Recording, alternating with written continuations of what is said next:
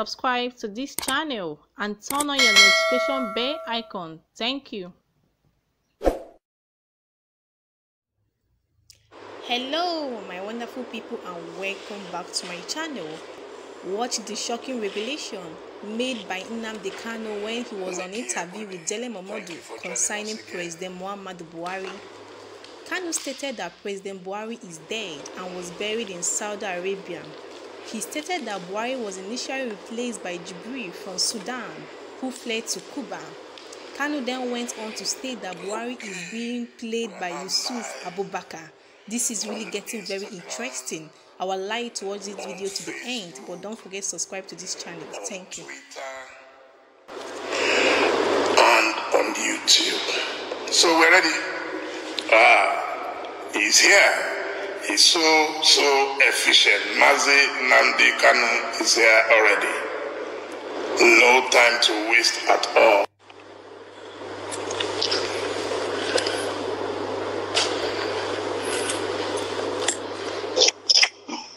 Wow. Good evening, my brother. Good evening. Good evening to you. Good evening to you, my dear brother. Should I call you Kabiesi or Oba or which one are you, or Chief? Which one is your title? Well, I have many titles. I have an Igbo title. Onuneko, one of Etitimboko. Wow. So you're a chief. I'm a chief. Thank you. But I'm simply Dele tonight because this is a job. So I'm simply Dele tonight. You're a very humble man. You're a very humble man. Thank you very much. Your title. Yes. Yes. Thank you so much for joining me. Well, we have our usual protocol here. And the protocol is that we allow you to introduce yourself to our viewers so that there will be no mistake about it. It's coming straight from the horse's mouth. Please feel free. Don't be in a hurry. Take all the time in the world. Instagram is very generous. That's okay. Thank you. Yeah, so please go ahead. I want you to go. What's your position? Good. Yes, good. My name is Nnamdi Kanu. I lead the indigenous people of Biafra, and also I am the director of Radio Biafra and Biafra Television. And my job and my duty is to serve the people of Biafra up until the restoration of the stolen sovereignty of Biafra land is restored, and also to an extent to also serve Nigerian youths as well.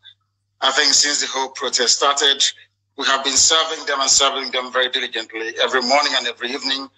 And it is something that we should be able to continue into the foreseeable future or until all the demands made by the young people are met by Asarok. Could you tell us about your background, your parentage, schools attended, and all that, please? Schools attended, my background is quite simple.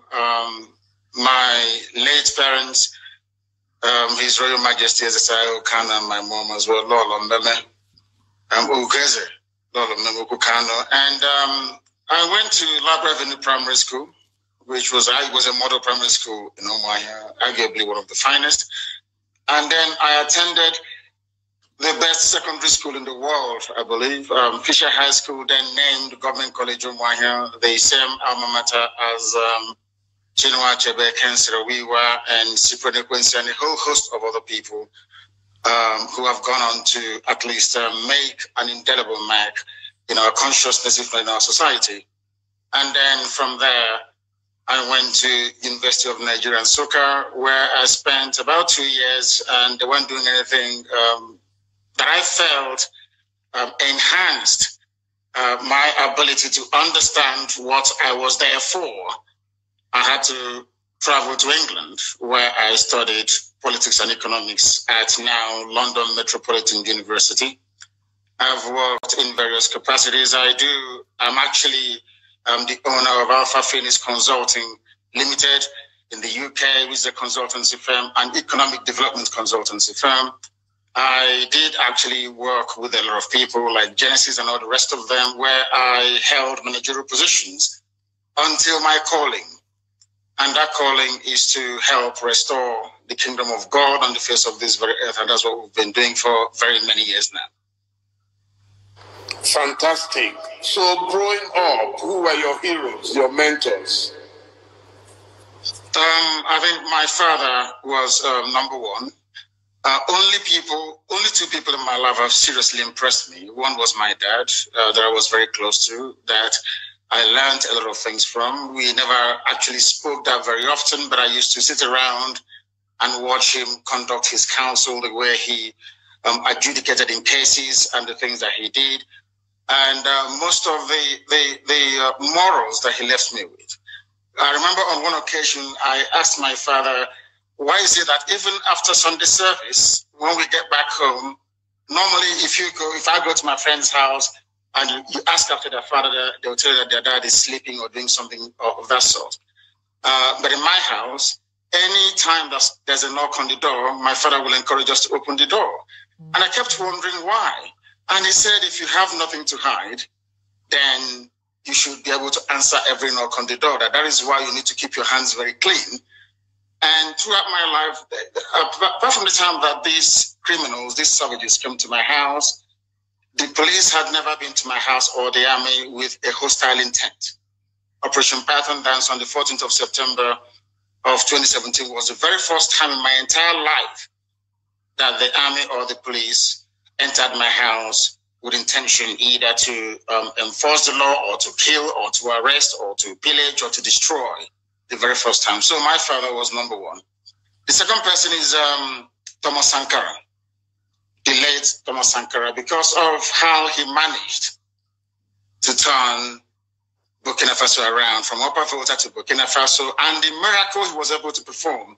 For the very first time in living memory, it was demonstrated that should Black people put their minds to something, they can make something out of nothing.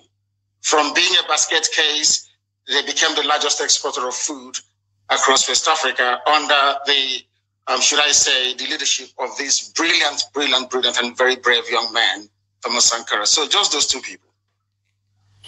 Okay, fantastic.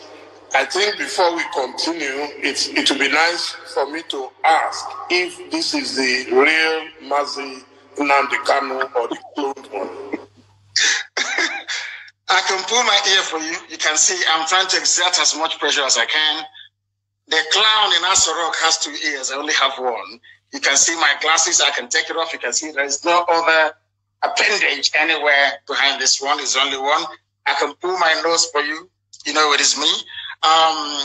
In fact, I can even bring, if you'll pardon me, I have here with me the mask that everybody has to wear these days.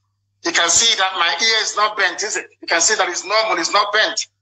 But the clown in Asorok, when he's wearing his own mask, you see that his ear will be bent like that. Mine is not bent. So it is the real me. And of course, I have this mark here and it's unmistakable.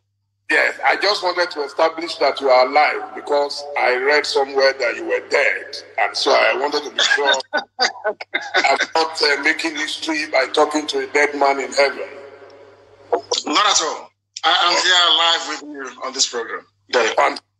Fantastic. So could you tell me some of the books that you read that might have influenced you?